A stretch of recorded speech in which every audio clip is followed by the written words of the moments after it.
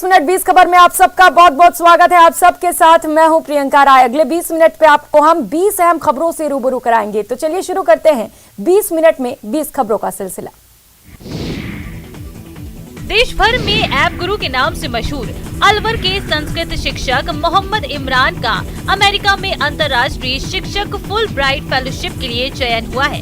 इस फेलोशिप के लिए विश्व भर के 50 शिक्षकों का चयन किया गया है, जिनमें भारत के 4 शिक्षक शामिल हैं। राष्ट्रीय शिक्षक पुरस्कार और जमुना लाल बजाज पुरस्कार सहित कई पुरस्कारों से सम्मानित इमरान इस फेलोशिप के तहत अगस्त 2023 से दिसंबर 2023 तक अमेरिकी विश्वविद्यालय में शिक्षण से संबंधित प्रोजेक्ट पर काम करेंगे, जहां पर वो भारतीय शिक्षा व्यवस्था और भारतीय संस्कृति को विश्व पटल पर रखेंगे।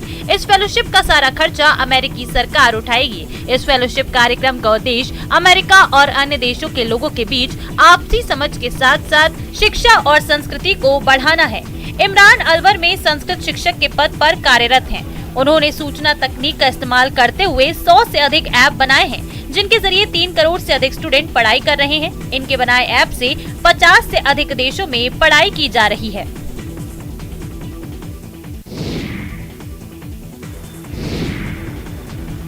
डूंगरपुर जिले में रबी की बुआई के बाद खाद की डिमांड बढ़ रही है, लेकिन डीएपी की कमी के कारण अब लैंप्स में मिलीभगत शुरू हो गई है। तभी तो कृषि विभाग की मंजूरी के बिना ही जिले के कई लैंप्स में कंपनी विशेष का खाद पहुंच गया है। इतना ही नहीं, लैंप्स व्यवस्थापकों ने बिना नियमों के ही इसे बांट भी डाला है। मामला सामने आने के बाद विभाग के अधिकारी खाद की खरीद और सप्लाई को लेकर बोलने से बचते नजर आ रहे हैं। मामले में क्रय विक्रय सहकारी समिति के अध्यक्ष रतनलाल पाटीदार से बात की गई तो उन्होंने कहा कि किसी तरह की खाद की सप्लाई लैंप्स में नहीं की गई है। वहीं लैंप्स व्यवस्थापकों ने कहा कि एमडी के मौखिक आदेश पर उन्हें खाद बेचने के लिए आई थी। मामले में कृषि विभाग के डिप्टी डायरेक्टर का कहना है कि लैंप्स को खाद खरीदने या बेचने से पहले विभाग की मंजूरी लेनी जरूरी है। इस बार 6 लैंप्स ने खाद खरीद के लिए आवेदन किया है, लेकिन अभी तक किसी भी लैंप्स को खाद के लिए परमिशन नहीं दी गई है।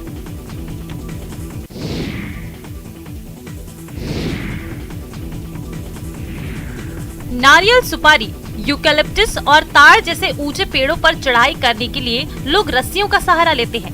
इस दौरान उन्हें काफी खतरा भी उठाना पड़ता है, लेकिन अब ये खतरा कम हो सकता है, क्योंकि कर्नाटक के किसान ने ऐसी मशीन तैयार की है जिससे बेहद आसानी से पेड़ों पर चढ़ाई की जा सकती है। कर्नाटक के मंगलुरु में सजीमा मूडा गांव के रहने वाले किसान गणपति भट्ट ने एक ऐसी मशीन तैयार की है जिससे कोई भी आसानी से ऊंचे पेड़ों पर चढ़ सकता है।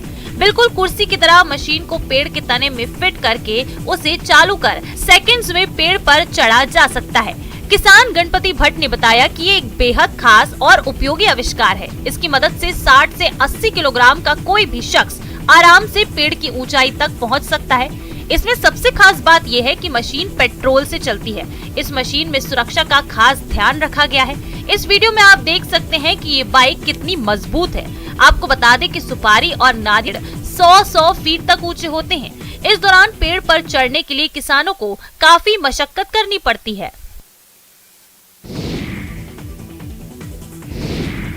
गोरखपुर के आईटीएम की छात्राओं ने एक ऑटोमेटिक फायरिंग हेलमेट बनाया है। ये हेलमेट आर्मी के जवान और देश के अंदर काम कर रही पुलिस के लिए काफी मददगार साबित हो सकता है। ये हेलमेट लोकेशन ट्रैकिंग के जरिए फंसे जवानों का पता भी लगा सकेगा। जरूरत पड़ने पर ये 360 डिग्री तक घूमकर फायर भी कर सकता है। फायरिंग हेलमेट का डेमो कई कंपनियों और सुरक्षा एजेंसियों को भेजा गया है। इसकी डिमांड आई तो फिर इसे बड़े पैमाने पर तैयार किया जाएगा। छात्राओं ने इस हेलमेट को बनाने के लिए कई तरह की नई टेक्नोलॉजी का इस्तेमाल किया है। इस हेलमेट को बनाने के लिए एक बैरल, एक ट्रांसमीटर, एक रिसीवर बुलेट, एक HD पोर्टेबल DVR, बैटरी, एक सोलर पैनल, एक रिमोट, एक ट्रिगर का इस्तेमाल हुआ है। इलेक्ट्रॉनिक गन बनाने के लिए सबसे पहले बैरल को गन में बदला गया। इसमें एक बार में 4 गोलियां लोड हो सकती हैं। हेलमेट पर ट्रिगर का इस्तेमाल करके इसे फायर भी किया जा सकता है। ऑटोमेटिक फायर हेलमेट पूरी तरह से हाईटेक है, जो चारों दिशाओं में गोलियां चला सकता है। इस हेलमेट के जरिए आपके आसपास की फुटेज भी रिकॉर्ड हो सकती है। ये रिकॉर्डिंग सीधे आपके कंट्रोल रूम में जाएगी। इससे आगे के खतरे को भी भापा जा सकता है। आईटीएम की बीटेक की 6 छात्राओं ने इस प्रोजेक्ट को ग्रुप असाइनमेंट के तौर पर तैयार किया है।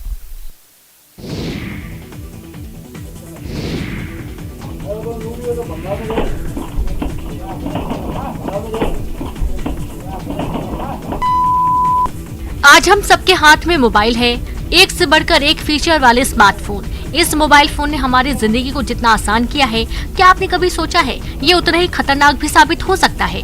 क्या आपने कभी सोचा है दुनिया को आपकी मुट्ठी में करने वाली ये छोटी मशीन जानलेवा भी साबित हो सकती है? नहीं तो दिल थाम कर देखिए इस वीडियो को। इलेक्ट्रॉनिक्स दुकान जहां दुकानदार बैठा है, कुछ ग्राहक भी हैं, काउंटर पर एक फोन रखा हुआ है। तभी जो हुआ उस पर किसी को भरोसा भी नहीं हो शायद। काउंटर पर रखा हुआ वो फोन ब्लास्ट कर गया, उसमें आग लग गई। दुकानदार ने तत्काल आग बुझाई। ये पूरी घटना सीसीटीवी में कैद हो गई। गनीमत रही कि हादसे में कोई हताहत नहीं हुआ, लेकिन ऐसे हादसे हमें आगाह भी करते हैं। ये कोई वायरल वीडियो नहीं बल्कि रतलाम जिले के हाथी खाना थाना क्षेत्र की एक सच्ची घटना है।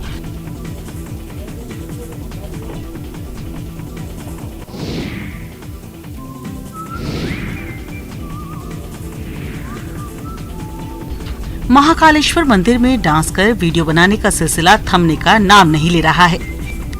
इंस्टाग्राम पर महाकालेश्वर मंदिर की 2 महिला सुरक्षा कर्मियों के डांस का वीडियो वायरल हो गया है। दरअसल महाकालेश्वर मंदिर की KS Krishna solutions and security company पिछले 18 महीने से अधिक समय से सुरक्षा का ठेका संभाले हुई है।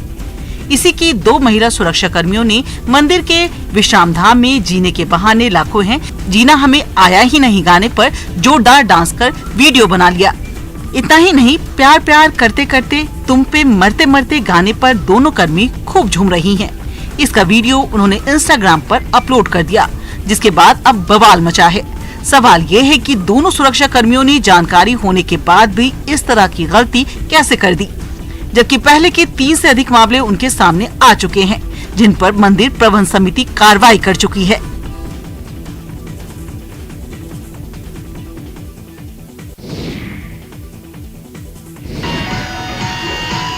उड़ान पंखों से नहीं हौसले से होती है, ये बात आपने भी सुनी होगी, लेकिन 13 साल की दीक्षिता इसे साबित कर रही है। दीक्षिता न सुन सकती है न बोल सकती है, इसका एक पैर भी नहीं है, लेकिन हौसला बेमिसाल है, हुनर कमाल है। ये शानदार डांस परफॉर्मेंस देखिए।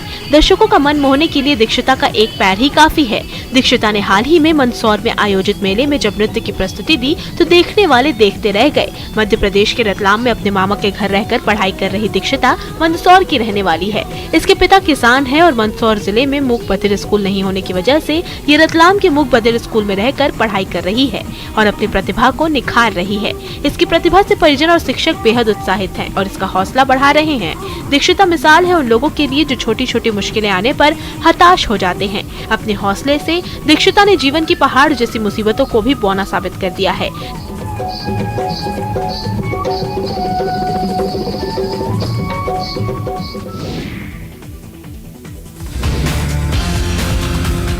पटना के ज्ञान भवन में 7वें India international mega trade fair का आयोजन किया गया है। यहाँ 25,000 उत्पाद एक छत के नीचे उपलब्ध हैं। 10 देशों और भारत के अलग अलग राज्यों से आए लोगों ने अपने अपने स्टॉल लगाए हैं और ज्ञान भवन में लगा मेगा ट्रेड फेयर इन दिनों लोगों को खूब आकर्षित कर रहा है। वजह है देश विदेश से लोगों का यहाँ आकर सामान बेचना। अफगानिस्तान के मशहूर ड्राई फ्रूट्स पटना में भी धमाल मचा रहे हैं। अंजीर, बादाम और खजूर को लोग खूब पसंद कर रहे हैं। खाने का सामान तो आपने देख लिया, अब आपको लिए चलते हैं फूलों के स्टॉल पर। महाराष्ट्र के पुणे से आए ये सुंदर सुंदर फूल आपके घरों की सुंदरता में 4 चांद लगा देंगे। कहीं मेला लगा हो और लड़कियों के सजने संवरने का सामान न मिले, ऐसा तो हो ही नहीं सकता। देखिए, दिल्ली के झुमके लड़कियों को खूब भा रहे हैं। दिल्ली के स्टॉल में एक से बढ़कर एक डिजाइन के झुमके मौजूद हैं, जहां लड़कियां जमकर खरीदारी कर रही हैं।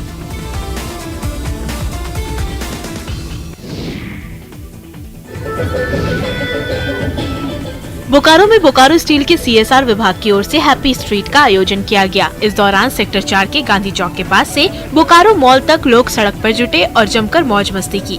इस दौरान पारंपरिक नृत्य के साथ ही योग अभ्यास और कई तरह के कार्यक्रमों की प्रस्तुति की गई।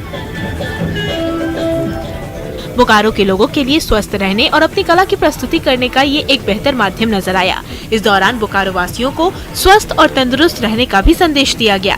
दरअसल बोकारो के लोगों के लिए स्वस्थ रहने और अपनी कला की प्रस्तुति करने का एक बेहतर माध्यम बनकर सामने आया है। बच्चे और युवा अपने तरीके से मनमोहक प्रस्तुति देकर लोगों को अपनी ओर आकर्षित कर रहे हैं। छोटी छोटी बच्चियां झारखंडी गानों पर प्रस्तुति देती नजर आई। लोगों ने भी कहा कि ये बोकारो के लिए बेहतर प्रयास है।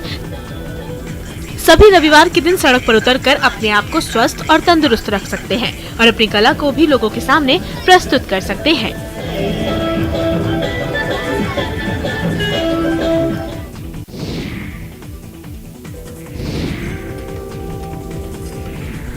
इस दुनिया में जो आया है उसे जाना है, ये परम सत्य है। लेकिन मध्य प्रदेश के कटनी जिले में एक शख्स की ऐसी मौत हुई जिसकी चर्चा हर तरफ हो रही है। दरअसल कटनी के पहरुआ मंडी के पास साईं बाबा का एक मंदिर है। यहाँ हर रोज भक्त दर्शन करने के लिए आते हैं। कटनी के ही रहने वाले राकेश मेहानी साईं बाबा के प्रति खूब आस्था थी। वो हर गुरुवार साईं मंदिर दर्शन के लिए जाया करते थे और इस गुरुवार भी गए। राकेश ने मंदिर में साईं बाबा के चरणों पर मत्था टेका, लेकिन फिर उठा नहीं। जब काफी देर हो गई और जस का तस पड़ा रहा तो मंदिर के पुजारी राकेश के पास पहुंचे और उसे हिलाया डुलाया, लेकिन तब तक राकेश की मौत हो चुकी थी। अब साईं बाबा को अंतिम प्रणाम पर हुई इस मौत के इलाके में खूब चर्चा हो रही है। लोग तरह तरह की बातें कह रहे हैं। माना जा रहा है कि राकेश की मौत दिल का दौरा पड़ने से हुई है।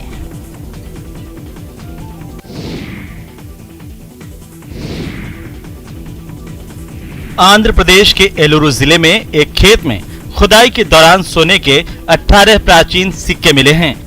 इन्हें 2 शताब्दी पूर्व का माना जा रहा है। ये घटना 29 नवंबर को हुई थी, लेकिन देर से सामने आई। खेत मालिक की सूचना पर राजस्व अधिकारी मौके पर पहुंचे और सोने के सिक्के इकट्ठा किए। स्थानीय लोगों के मुताबिक गांव में मनुकोंडा तेजस्वी को ताड़ के तेल कुंज में पाइपलाइन के लिए खुदाई के दौरान एक बर्तन में सोने के सिक्के मिले। उसके पति सत्यनारायण की दी हुई सूचना पर पहुंची तहसीलदार पी नागमणि ने मिट्टी के गड्ढे का निरीक्षण किया जहां सिक्के रखे थे। प्रत्येक सिक्के का वजन 8 ग्राम से अधिक होने का अनुमान है। इन्हें 2 शताब्दी पूर्व का माना जा रहा है।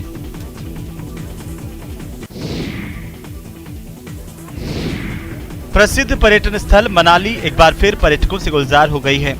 बर्फ से ढकी पहाड़ियां मनाली की सुंदरता में 4 चांद लगा रही हैं। इन्हें देखकर मानो ऐसा लग रहा है कि जन्नत में पहुंच गए हों। पर्यटक इन दृश्यों को देखकर फूले नहीं समा रहे हैं।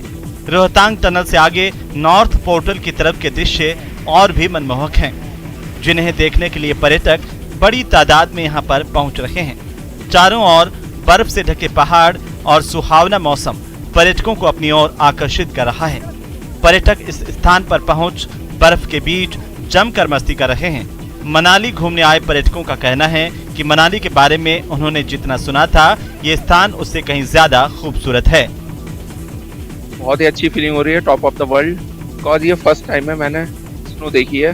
मेरा पहला फर्स्ट एक्सपीरियंस है और बहुत ही अमेजिंग है। बहुत अच्छा, बहुत ज्यादा एडवेंचर है यहाँ पे, बहुत मजे हैं। ठंड बहुत अच्छी है, मतलब ज्यादा नहीं है ठंड और कम भी नहीं है, नॉर्मल ठंड है यहाँ पे। बर्फ का बहुत अच्छा एंजॉयमेंट है। हिमाचल प्रदेश के लाहौल घाटी के प्रमुख पर्यटन स्थल कोकसर और सिसु में पर्यटकों की आवक बढ़ने लगी है। अटल टनल रोहतांग खुलने के बाद लाहौल घाटी में सैलानियों की संख्या निरंतर बढ़ रही है। सर्दियों के दौरान अटल टनल रोहतांग के आसपास के गांव सिसु और कोकसर ने अपनी विशेष पहचान बनाई है। इन दिनों इन इलाकों में बर्फबारी का मजा लेने हजारों की संख्या में बाहरी राज्यों से सैलानी पहुंच रहे हैं। सैलानियों का कहना है कि लाहौल आने से एक तो प्रसिद्ध अटल टनल रोहतांग को देखने का मौका मिलता है, वहीं अनछुए टूरिस्ट डेस्टिनेशन के दीदार भी होते हैं। अटल टनल रोहतांग से बाहर निकलते ही हम दूसरी दुनिया में पहुंच जाते हैं, जहां सिर्फ बर्फ और बर्फ होती है। कुदरत ने इस इलाके को अलग ही पहचान दी है, जिसे इसी स्वरूप में रखने की जरूरत है। सैलानियों का कहना है कि हमारे देश के लोग जर्मनी, स्विट्जरलैंड जैसे दूसरे देशों का रुख करते हैं, लेकिन लाहौल का ये इलाका इन देशों से किसी भी तरह कम नहीं है।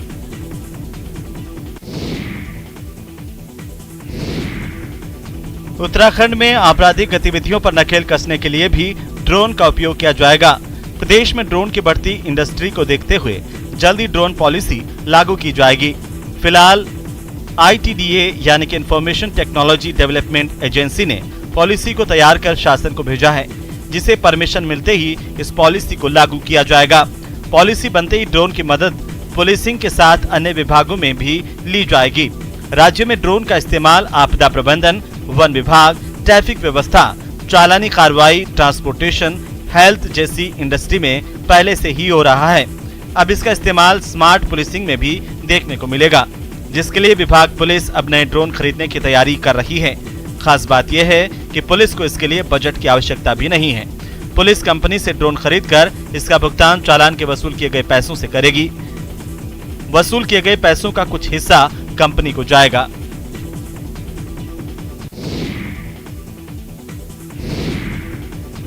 कभी ये गांव कच्ची शराब बनाने के कारण बदनाम था, लेकिन अब यहाँ की महिलाएं अपनी मेहनत से इस गांव की तकदीर बदल रही हैं।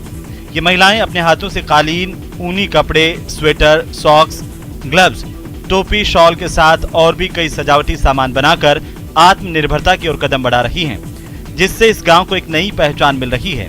तस्वीरें उत्तराखंड के बागेश्वर जिले के जनजातीय गांव थाला की हैं। चारों तरफ से पहाड़ियों से घिरा बेहद ही खूबसूरत गांव है। इस गांव की बसावट खड़ी पहाड़ी में होने के कारण यहाँ खेती का काम करना कठिन है। ऐसे में 100 लोगों की आबादी वाले इस गांव की ज्यादातर महिलाएं सरकार की आजीविका मिशन योजना के तहत पारंपरिक तरीके से गर्म कपड़े और सजावटी सामान तैयार कर रही हैं। भोटिया जनजातीय समुदाय वाले गांव थाला की महिलाएं सरकारी योजनाओं की मदद से अपने इस पारंपरिक व्यवसाय से जुड़कर आत्मनिर्भरता की नई इबारत लिख रही है। हमारे गांव की ना सब महिलाएं वही काम करते हैं, जैसा दान बनाना, कालीन बनाना। तो जो हमारे गांव में ये कच्चा माल महंगा मिलता है, हमको कच्चा माल लेने के लिए यहाँ से बागेश्वर जाना पड़ता है। बाबा विश्वनाथ की नगरी वाराणसी में इन दिनों उत्तर भारतीय और दक्षिण भारतीय संस्कृति का संगम देखने को मिल रहा है। मौका है तमिल संगमम का। इस आयोजन में शामिल हो रहे लोग दो महान और समृद्ध संस्कृतियों का समागम देखकर अभिभूत हो रहे हैं। इस सांस्कृतिक समागम का आतिथ्य कर रहे BHU ने भी कार्यक्रम में अपना स्टॉल लगाया, जिसमें विश्वविद्यालय की गौरवपूर्ण यात्रा और उपलब्धियों को प्रदर्शित किया जा रहा है। ये प्रदर्शनी ज्ञानार्जन और शोध के लिए विख्यात काशी हिंदू विश्वविद्यालय की विशिष्टता को दर्शाती है, जहां प्राचीन ज्ञान से लेकर आधुनिक विज्ञान तक की शिक्षा के लिए दुनिया भर से विद्यार्थी आ रहे हैं। बता दें कि इस स्टॉल में विश्वविद्यालय की स्थापना के लक्ष्यों, विभिन्न संस्थानों, संकायों, अध्ययन केंद्रों, शोध केंद्रों, अंतर्राष्ट्रीय केंद्र, संग्रहालय, भारत कला भवन, महामना के आवास रहे मालवीय भवन और सयाजी राव गायकवाड़ केंद्रीय ग्रंथालय के बारे में जानकारी उपलब्ध करवाई गई है। जब मैं आई हूँ, मैं सेकंड टाइम आ रही हूँ यहाँ पे, तो काफ़ी अच्छा लग रहा है। और मतलब जो BHU से नहीं है वो लोग अब हमारे फैकल्टी और हमारे कैंपस के बारे में जान सकते हैं। सारी चीज़ें लगी हैं यहाँ पे, सब कुछ, सारा इन्फॉर्मेशन एक साथ मिल रहा है, तो काफ़ी अच्छा लग रहा है। धनबाद में मोक्षदा एकादशी और गीता जयंती के अवसर पर इस्कॉन संस्था की ओर से श्रद्धालुओं को भगवत गीता के उपदेश दिए गए। IIT, ISM की छात्राएं इस आयोजन में शामिल रहीं। इस दौरान भव्य आरती का आयोजन किया गया। साथ ही समारोह में बही भक्ति रस की धारा में श्रद्धालु झूमते दिखे। इस्कॉन भैया की ओर से इसका आयोजन किया गया, जिसमें 18 अध्याय और 700 श्लोक वाले इस ग्रंथ की महत्ता के बारे में जानकारी दी गई और बताया गया कि भगवान श्री कृष्ण ने अर्जुन के माध्यम से हम सभी लोगों को भगवत गीता का ज्ञान दिया है। इस ग्रंथ में इतनी शक्ति है कि संपूर्ण मानव जाति को एकजुट करके अपनी शक्ति को संचालित ढंग से विकास की ओर लगा सकता है। भगवत गीता की जयंती समारोह के अंत में भव्य आरती की गई। अत्यंत मनमोहक कीर्तन में भी सभी श्रद्धालु झूम उठे और सभी श्रद्धालुओं ने भगवत प्रसाद का आनंद उठाया।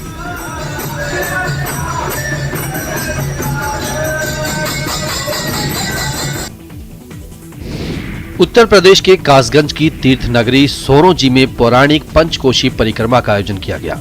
परिक्रमा की शुरुआत सोरोंजी स्टेडियम से हुई, जिसमें RSS और VHP कार्यकर्ताओं और पदाधिकारियों के साथ 1 लाख से ज्यादा संतों, भक्तों और श्रद्धालुओं ने 15 किलोमीटर की परिक्रमा की।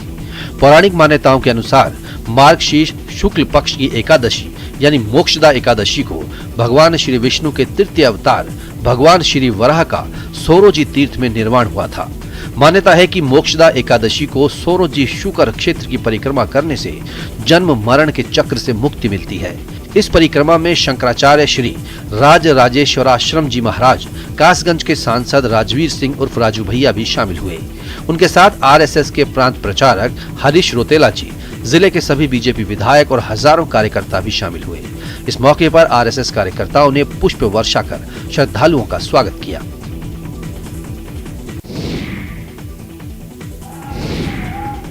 गीता जयंती के पावन मौके पर कानपुर के ग्रीन पार्क में हजारों लोगों ने सामूहिक गीता पाठ किया। इस आयोजन में महाभारत सीरियल में श्री कृष्ण का रोल निभाने वाले नीतीश भारद्वाज भी शामिल हुए। इस दौरान ड्रोन कैमरे से पूरे ग्रीन पार्क और आयोजन की निगरानी की गई। संपूर्ण गीता पाठ का शुभारंभ 11:30 बजे हुआ। शंखनाद के बाद 300 स्कूलों से पहुंचे 1100 छात्रों ने संपूर्ण गीता के 700 श्लोकों का पाठ शुरू किया। 2 बजे 700 श्लोकों का पाठ पूरा हुआ। इस आयोजन में इस्कॉन के 300 से ज्यादा भक्त भी शामिल हुए। समारोह में निरंजनी पीठाधीश्वर स्वामी कैलाशानंद महाराज मुख्य अतिथि और निरंजनी अखाड़ा की महामंडलेश्वर साध्वी निरंजन ज्योति विशिष्ट अतिथि के रूप में मौजूद रही। सनातन मान्यताओं के अनुसार मार्गशीर्ष मास के शुक्ल पक्ष की एकादशी को भगवान श्री कृष्ण ने कुरुक्षेत्र में अर्जुन को गीता का उपदेश दिया था।